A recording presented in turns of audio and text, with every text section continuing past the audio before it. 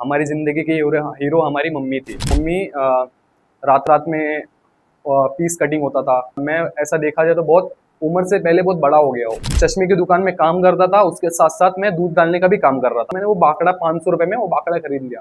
नमस्ते दर्शकों, आपका हमारे चैनल एक कदम सफलता की ओर के इस एपिसोड में स्वागत है।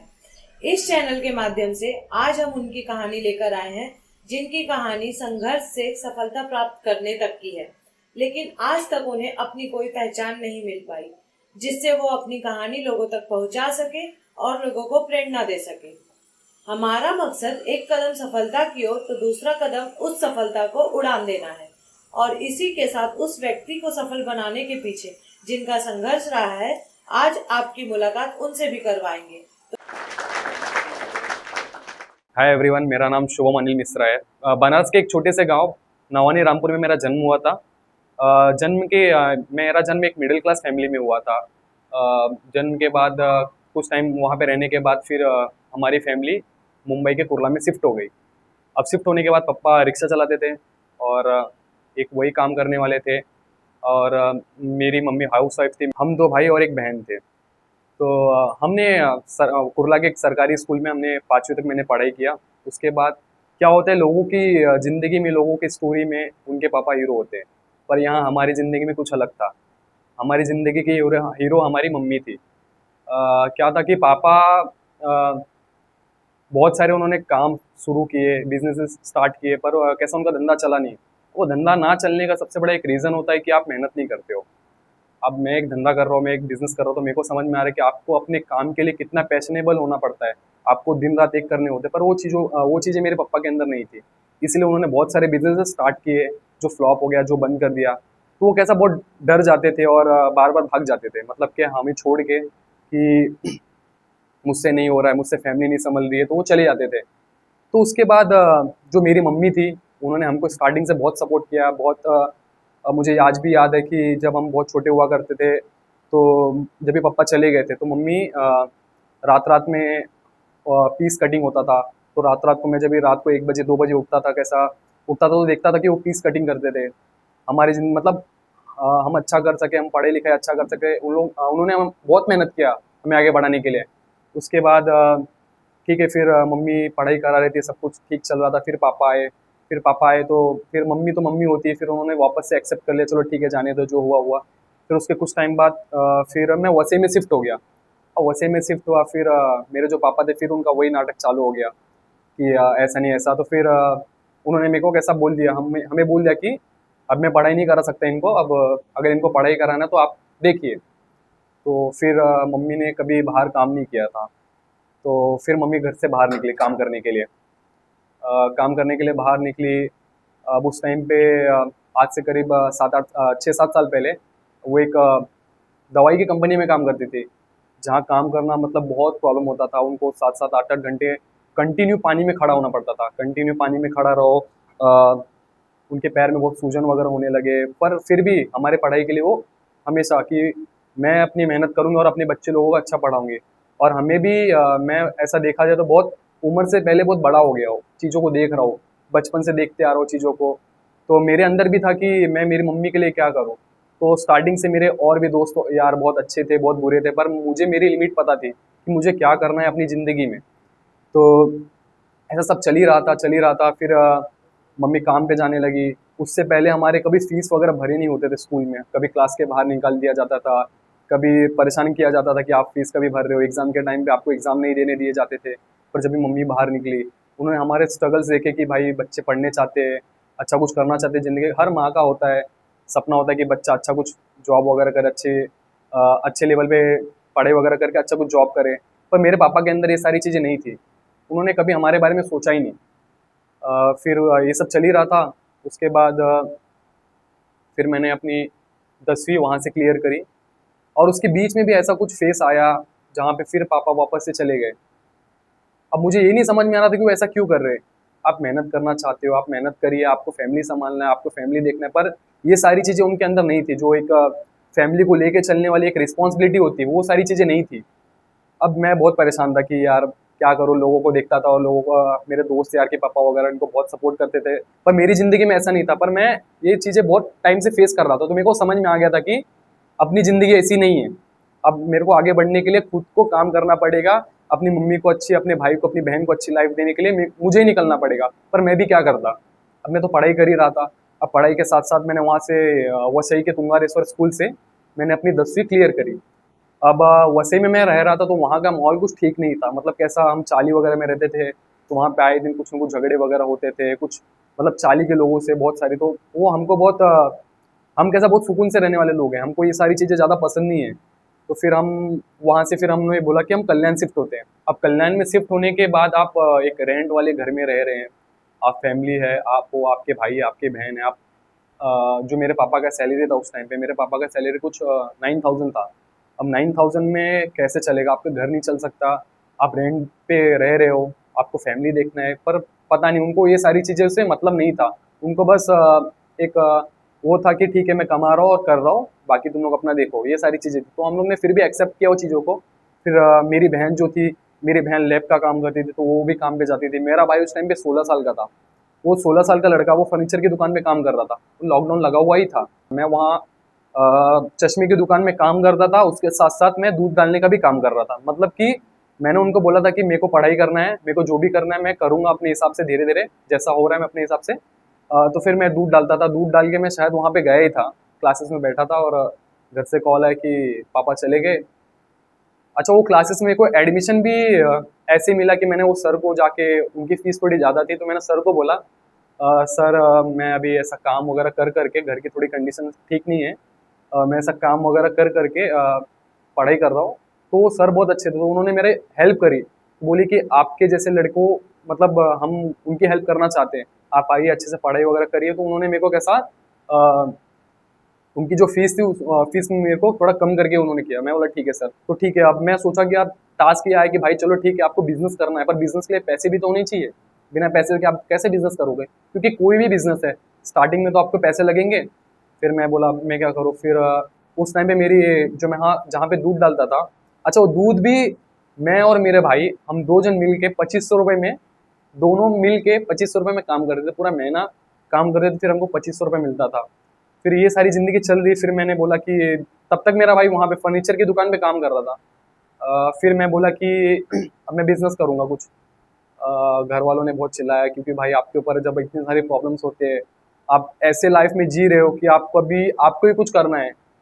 तो लोगों ने बोला यार क्या कर रहा है ये, लोगों ने मतलब जो रिलेटिव्स थे उन्होंने बोला यार तेरा पढ़ाई करने का उम्र है, तो ये सब में क्या कर रहा है। पर मेरे को ऐसा मालूम था कि मैं ही हूँ जो अपनी ये फैमिली को इस चीज़ से निकाल सकता हूँ।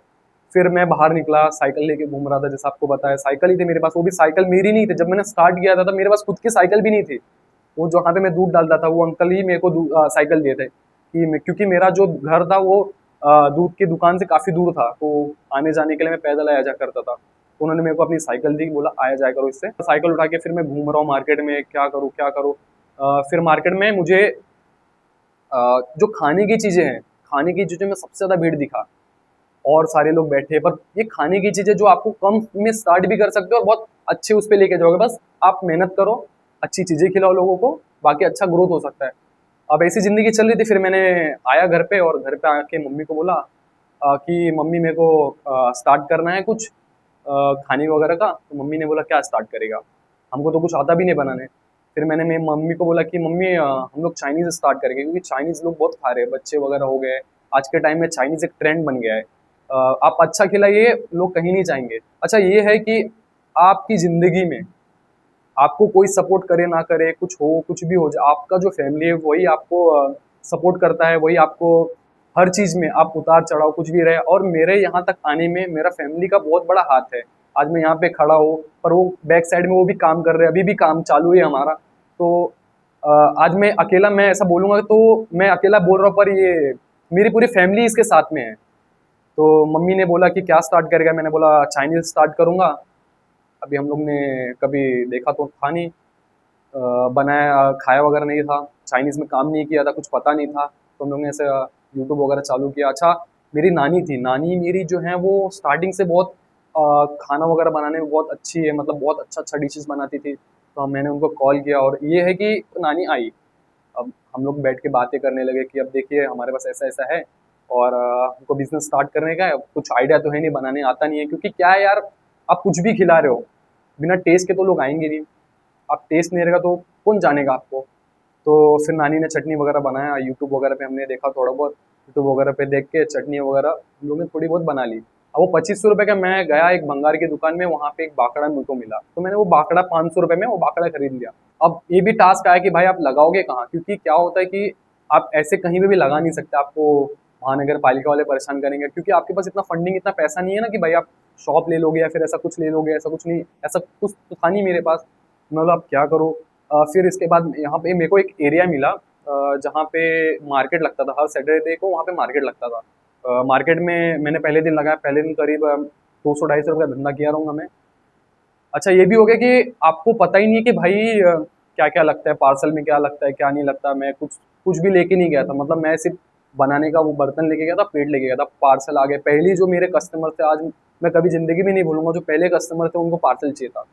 अबे पार्सल कैसा करूँ। फिर मैं पार्सल लेने के लिए वहाँ पे पीछे नारियल पानी वगैरह वाले थे, मैं भाग के गया उनके पास, उनसे थैली वगैरह लिया, पार्सल मांग रहा हूँ, दे जा रहा है, वो हंस रहे, मतलब बोल रहे कि क्या है ये। तो मैं बताया उनको भाई पहला पहला दिन है ऐसा, तो ठीक है, वो सारी चीज़ें हुई। ये सारी एक हफ्ता तक शायद मैंने वहाँ पे धंधा किया। तो मेरे एक सामने एक वड़ा पाव वाला था। अच्छा उस वक्त ऐसा था कि हमें पैसे की इतनी ज़रूरत है कि आप हमसे काम कितना भी करा ले, बस हमको पैसे दे दें। तो ऐसा सब कुछ चल ही रहा था। फिर मुझे ऐसा एक टाइम के बाद लगा कि आप मुझे दिवाली का टाइम आ गया था, तो वर्कर जो थे वहाँ के सारे गांव चले गए थे।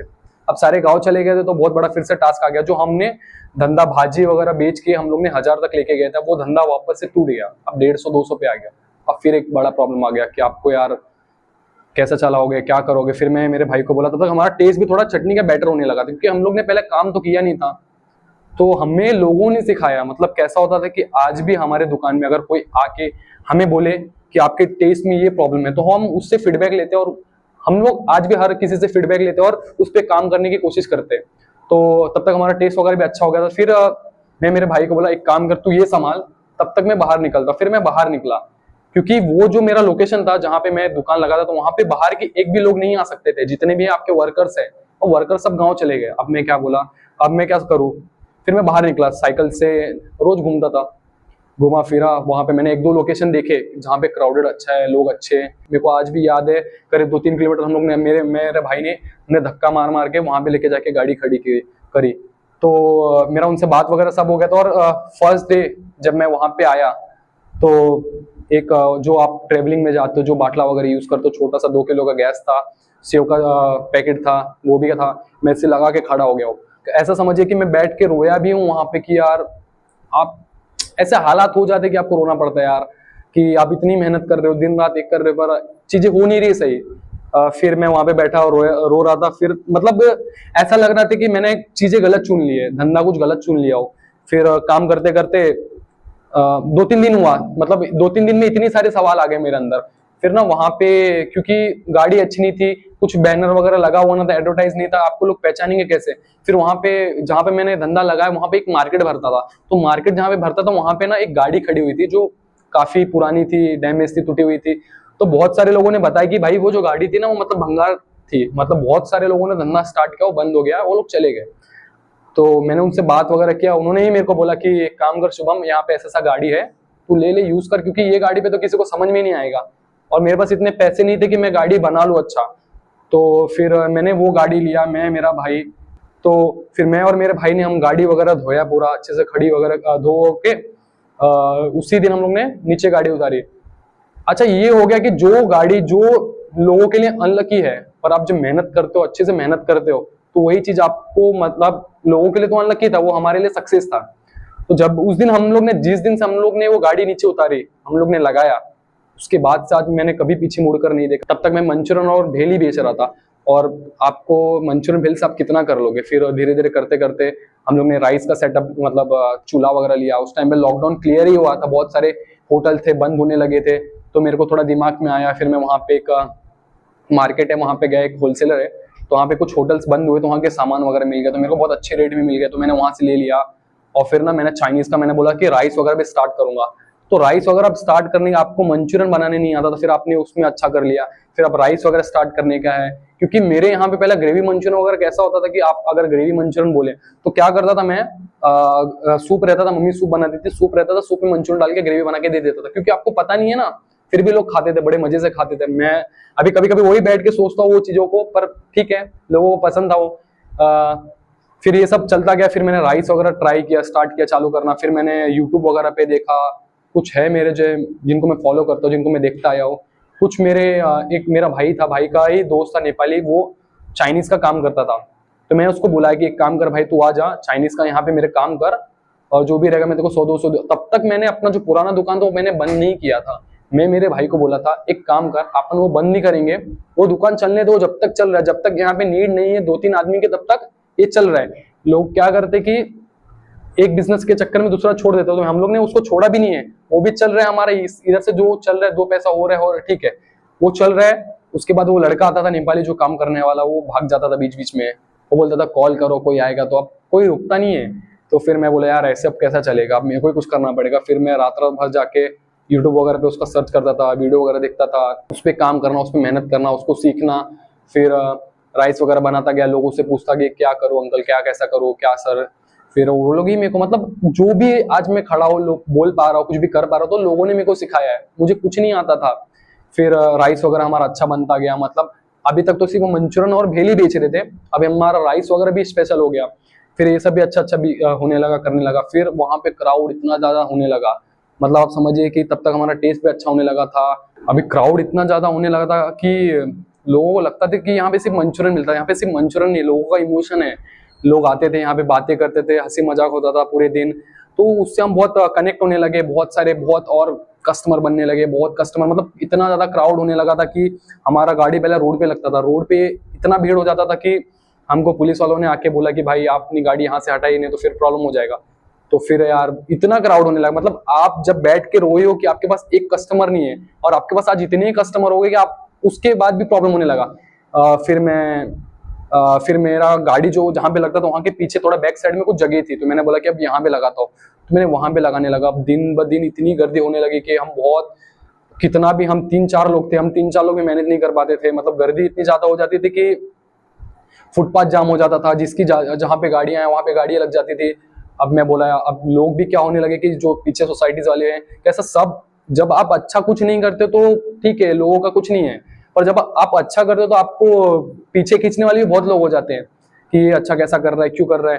तो फिर बहुत सारे लोगों ने कंप्लेंट वगैरह करना भी चालू कर दिया, बहुत सारी दिक्कतें आई, कि बहुत सारे लोग आए मतलब परेशान करने के लिए हमें। पर ये था कि अंदर ये एनर्जी था कि आप यहाँ तक आए हो तो फिर आपको आगे भी जाना है।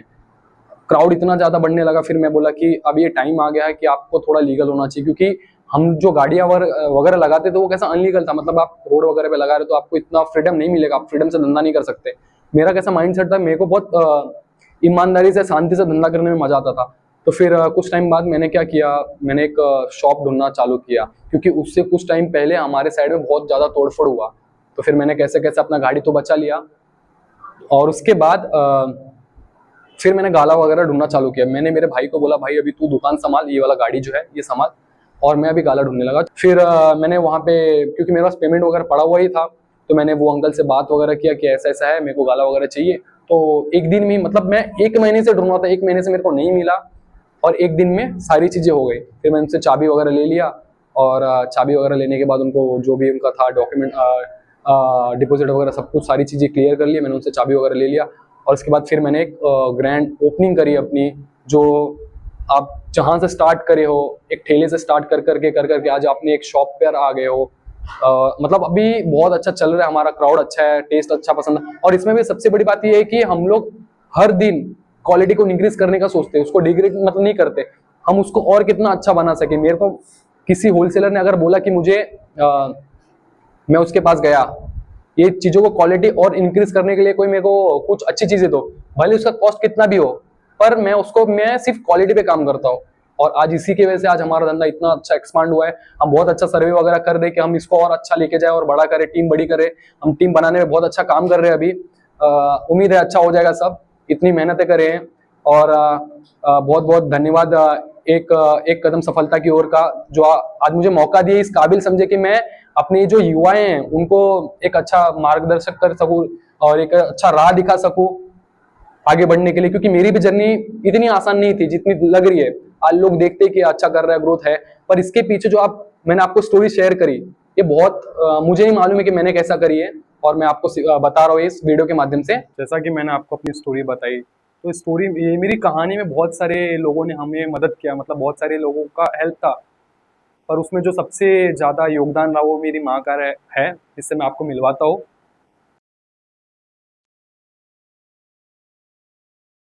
मंचूरियन वाला अलग क्यों है सबसे? मंचूरियन में विदाउट कलर यूज करते, कलर यूज नहीं करते। जो भी हमारे ऑयल वगैरह हैं, हम पाम वगैरह यूज नहीं करते, हम सनफ्लावर ऑयल यूज करते हैं।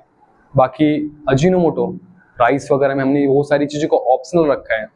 ये हो गया, राइस की क्वालिटी हमने काफ़ी इंक्रीज कर ली है। जो हमारे पे स्पेशलिटी आइटम है, जो हमारा मंचूरियन चिली है, जो सबसे डिमांडेड है, तड़का भेल है, पनीर में मलाई पनीर यूज कर रहे तो मलाई पनीर है। ये चीज़ों को जानने के लिए आप हमारे इंस्टाग्राम आईडी पे चेकआउट करिए। बाकी इसे खाने के लिए आपको कल्याण के खड़कपाड़ा सर्कल साई चौक में आना पड़ेगा। मंचूरियन वाला के दुकान के बारे में और जानकारी प्राप्त करने के लिए आप नीचे डिस्क्रिप्शन में विजिट करिए। धन्यवाद।